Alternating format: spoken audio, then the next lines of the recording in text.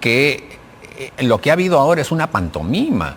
¿Pantomima de qué? ¿De quién? Ver, para comenzar, la señora no estaba en el momento en el que le leyeron en su condena, ¿no es cierto? Ella se había ido. No, se había conectado, dice virtualmente desde su casa. Pero no estaba, no estaba. Ah, no estaba conectada al momento. Se fue, ya se estaba yendo en ese momento, huyó en ese momento. Y nadie dijo nada. Mauricio Mulder enciende la polémica en Perú por asilo expresa Nadine Heredia. Brasil le concedió protección en menos de 24 horas y el gobierno peruano emitió el salvoconducto de inmediato, generando críticas por un presunto doble estándar frente al caso de Alan García, a quien se le negó el mismo derecho en 2018. Analizaremos estos temas. Buenas noches, bienvenido al Final del Día. ¿Qué tal, Diana? ¿Cómo te va? Bueno, Nadine Heredia ya está en Sao Paulo.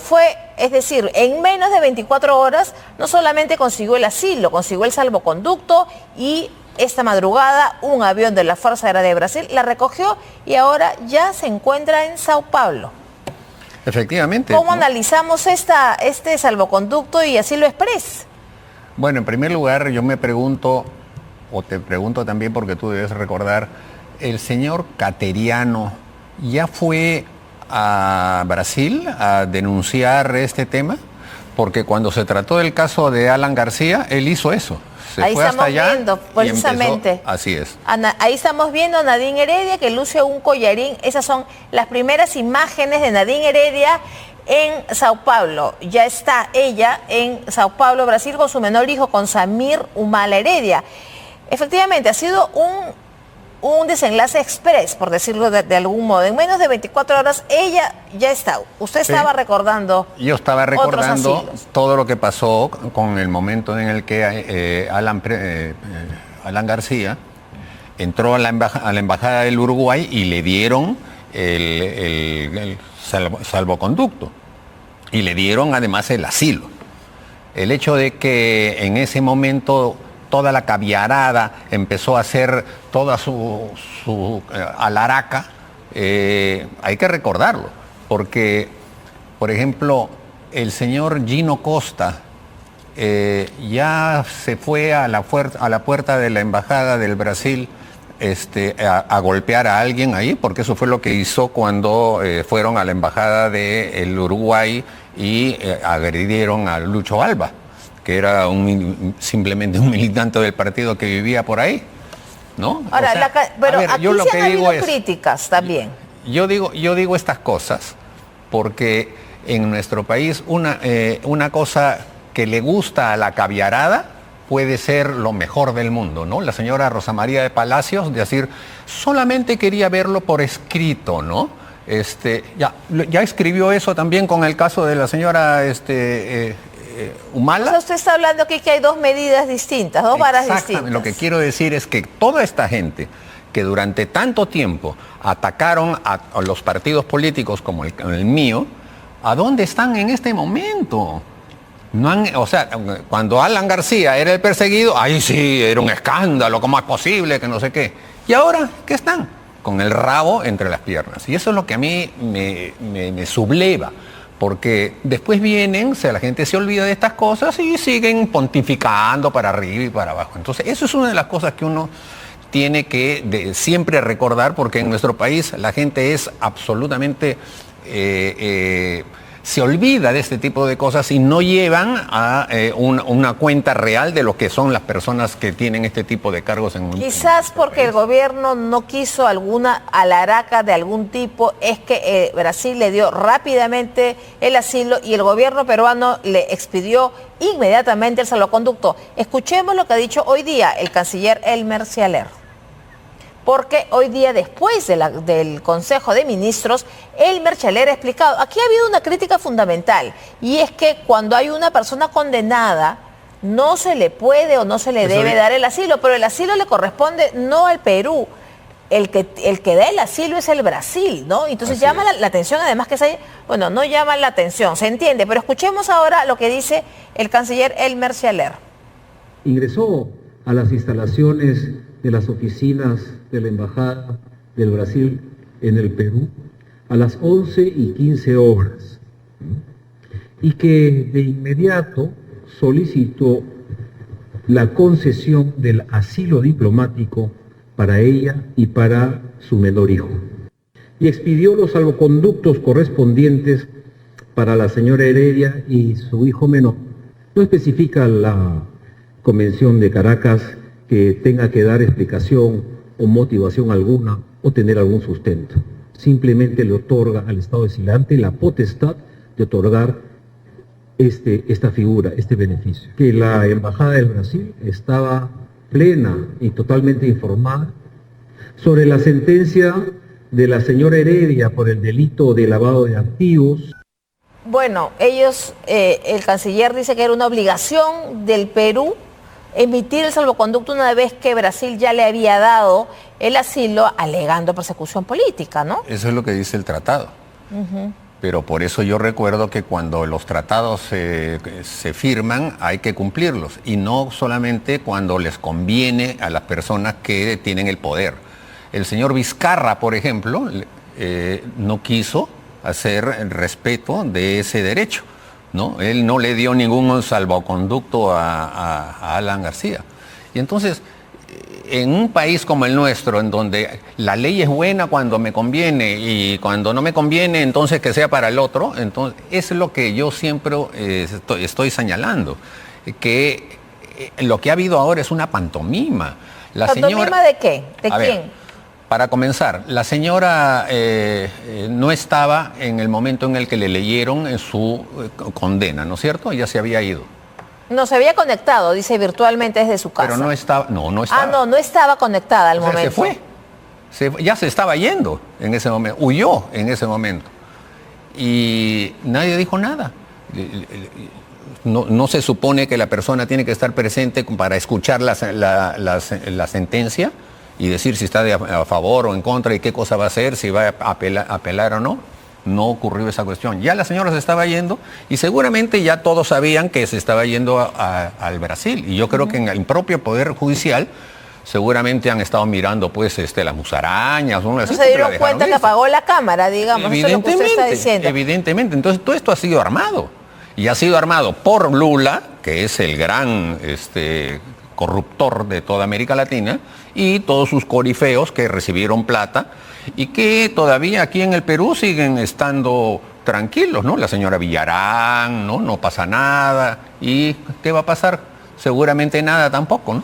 El señor Ollantumala, que ya está en el penal de Barbadillo desde anoche, en su alegato final del 25 de marzo en el juicio, acusó a su partido, al APRA, de haber iniciado una persecución política en su contra desde que inicia su gobierno, dice, apoyado con otras fuerzas. Eso lo dijo en su alegato final del 25 de marzo, pero no era novedad, porque ya en noviembre del 2018, precisamente cuando Alan García solicita el asilo, también se refiere a su partido. Recordemos lo que dijo entonces Ollantumala. Actitud cobarde e irresponsable lo que ha hecho García, que está comprometiendo la política exterior del país.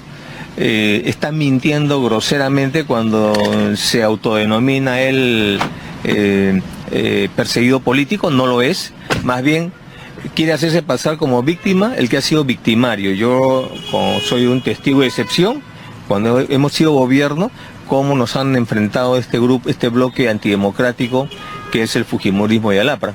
Hoy día lo que no está diciendo él es que él era el que hacía la persecución política, él era el que acosaba políticamente a los ministros, al gobierno, sino las pruebas al canto. Mira el sinnúmero de investigaciones que tenemos en el Congreso de la República, los procesos judiciales, y ahora estamos viendo toda esta banda de funcionarios corruptos en el sistema de justicia como Inostroza, que tenían pues conexiones con operadores apristas y fujimoristas, ¿no? Como Mulder y Becerril. Lo que creo... Bueno, le hace un señalamiento directo, ¿no? Por tener relaciones con Inostroza, dice, como Mulder y Becerril, y califica, acusa al APRA y a Alan García, que paz descanse, ya no está entre nosotros, le dice que era el perseguidor, que él era que no era víctima, sino victimario. Y eso es en las fechas que cuando ya García estaba en la Embajada de Uruguay. Bueno, a ver, ¿qué cosa? A ver, ¿y ahora cómo está él? ¿No es cierto? O sea, para que veas cómo las cosas dan vueltas. Y Yo creo que un fronterizo como este señor, que realmente fue como presidente de la República un desastre, recibió un país que había crecido enormemente y lo volvió como un país que retrocedió de nuevo a la pobreza. Solamente ese dato es suficiente para demostrar la incapacidad de esta persona. Pero no solamente es por la incapacidad que estoy hablando, sino porque también está condenado a 15 años de prisión por corrupto. Ese es el tema de fondo. De eso debería hablar. Él está condenado. Y eso es lo que no hay que olvidar. O sea, no se trata de personas que simplemente hicieron la política y se equivocaron. No. Son unos choros. Y esos choros son los que ahora quieren salir porque tienen la complicidad del gran choro, que es el señor Lula, que está en Brasil. Ahora, se dice que esta condena no se ha llegado a probar si recibió dinero de Venezuela, que no se ha llegado a probar varias cosas. Incluso abogados penalistas, como el doctor Humberto Abanto, que es allegado a su partido, al APRA, ha criticado duramente la sentencia del colegiado de ayer, casi que la califica como un mamarracho. ¿Usted ha escuchado las críticas, ha escuchado el momento que dieron la sentencia? Una cosa es decir las cosas políticas en un debate y otra cosa es en un tema judicial. Si se está diciendo que una sentencia no sirve para nada y que es un mamarracho, tendrán que demostrarlo. Pero es una sentencia, ¿no es cierto? ¿Y cuántas otras personas, y miles de personas, tienen que someterse al Poder Judicial y tienen que acatar lo que les van diciendo? Entonces, en este caso, es una decisión que se tomó claramente por parte de la sala.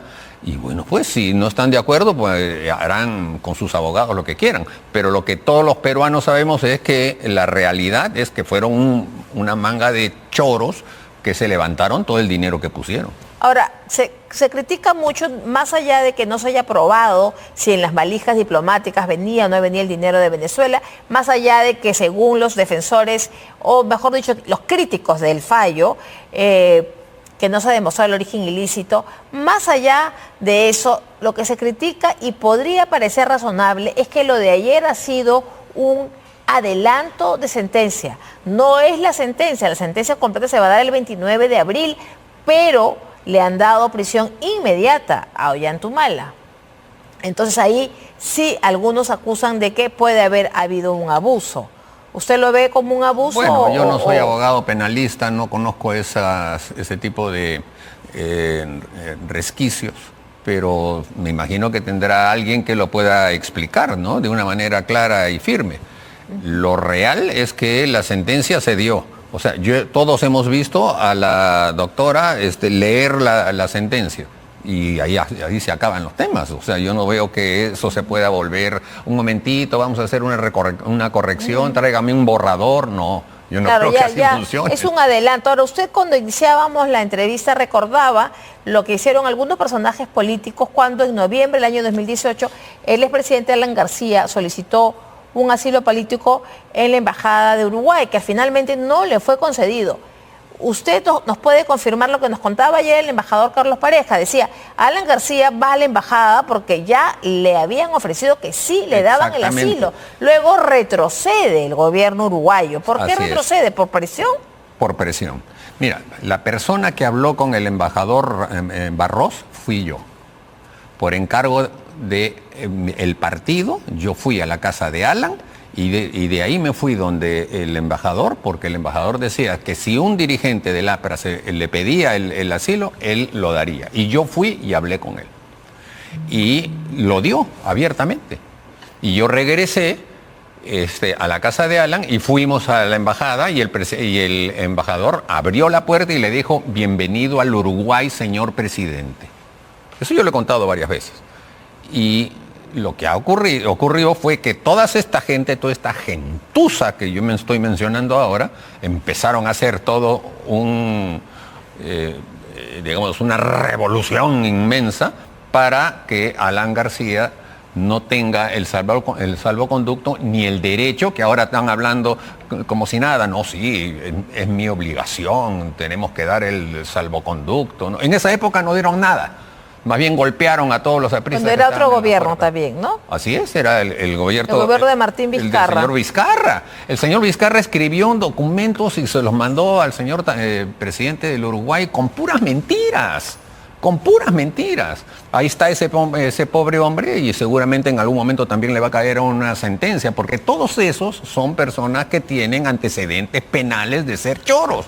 Ahora, y a eso los estamos tratando como si fueran la santa palabra. Bueno, hay similitudes, pero sobre todo diferencias entre los pedidos, que el último pedido de asilo antes de Nadine Heredia fue el de Alan García, que no tenía ninguna condena ni estaba sentenciado. Hay una diferencia. Alan no tenía nada, le habían solamente puesto una orden de arraigo. Y justamente eso fue lo que llevó a que la señora Rosa María Palario se dijera, quería verlo por escrito, ¿no? O sea, qué morbosidad es esa de decir ese tipo de cosas que ahora ya no los veo. ¿Dónde están estas personas que decían esas cosas? ¿A usted le gustaría ver que las personas que se opusieron al asilo se traguen sus palabras? No, o que hagan un pronunciamiento respecto a este asilo, por lo menos. Efectivamente, por supuesto, eso sería lo lógico, ¿no? Que digan, me equivoqué en este momento y ahora estoy pagando las consecuencias. Eso sería lo lógico, pero estamos en el Perú. No creo que lo vayan a hacer. Ya que estamos hablando del presidente Alan García, ¿ustedes van a recordarlo de algún modo especial? ¿Va a haber alguna ceremonia o partidaria? O qué reflexión nos puede dejar después de 6 años? Bueno, lo fundamental es que Alan murió en su ley, sabiendo que estaba perseguido insanamente y sabiendo que la historia que él había ya generado en sus 2 gobiernos estaba escrita y nadie la podía cambiar, y tomó la decisión que tomó. Lo que nos toca a nosotros es investigar ese tema. ¿Por qué no se ha investigado? Es increíble. O sea, matan a un presidente, y digo matan. Claro, porque él se suicida en su domicilio cuando van los fiscales a decirle que tiene un arresto domiciliario. Así es. Esos fiscales prisión preventiva. Esos fiscales entraron con cámaras. ¿Dónde está el video en donde se ve que se está matando? No existe. No existe. No, porque él se encierra en su cuarto. No. Él entra a su cuarto, está con la pistola, pero no se ve el pistoletazo. ¿Por qué? Porque el video lo cortan. Cuando pasa esa secuencia, yo lo he dicho ya varias veces, lo llevan al Ulloa no en una ambulancia, que estaba a 2 cuadras, lo meten en la maletera del carro del propio Alan y lo embuten allí. La propia seguridad del presidente García es la que lo traslada. ¿Y dónde estaban todas las demás? O sea, lo trasladan en una camioneta del tamaño que tenía Alan para ir 2 cuadras. O sea, estaban vejándolo en ese momento, lo estaban vejándolo. Y hasta ahora no se sabe realmente qué cosa es lo que pasó allá adentro, porque si uno entra con una cámara tiene que ser continua. La cortaron 4 veces, es increíble. En esta coyuntura que, como decía yo, que antes de Nadine ha sido Alan García, son 6 años que han pasado de la muerte, una reflexión más allá de los hechos que luego de 6 años vamos conociendo con más detalle, pero una reflexión sobre la ausencia de Alan García luego de que se le negara precisamente el asilo, y ahora hemos tenido un asilo prácticamente inmediato y express, ¿no? Express. Bueno, esas son las paradojas de nuestro país. En algún momento los historiadores harán el balance de lo que corresponde en estas coyunturas, pero yo lo que creo es que eso es parte de la historia de nuestro país, porque la hemos visto antes también y porque también este tipo de situaciones han ocurrido en los tiempos pasados. Y creo que todavía el Perú no llega a ser un país maduro. Como decía Luis Alberto Sánchez, todavía seguimos siendo un país adolescente, ¿no? Así que nos dejamos llevar por las cosas inmediatas. Y esto es parte de todo eso, ¿no? Porque cambiar de posición de un día para otro y decir las cosas como se están diciendo en este momento demuestran pues esa posición adolescente, ¿no?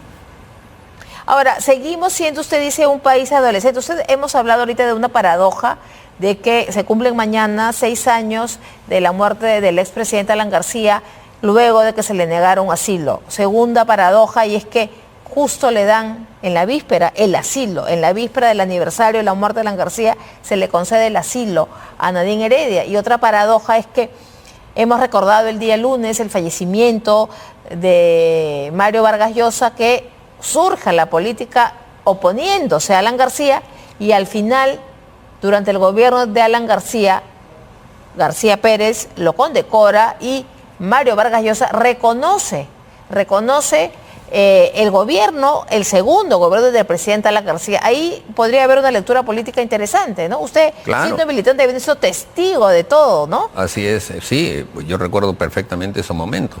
Y sin duda ese fue un momento de madurez, fue un momento sólido de dos personas que tienen su nombre escrito en la historia del Perú.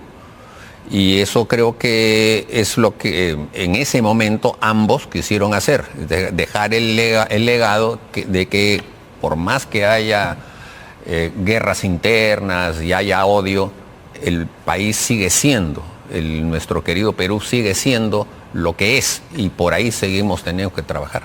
Bueno, muchísimas gracias, Mauricio Mulder, por su presencia al final del día.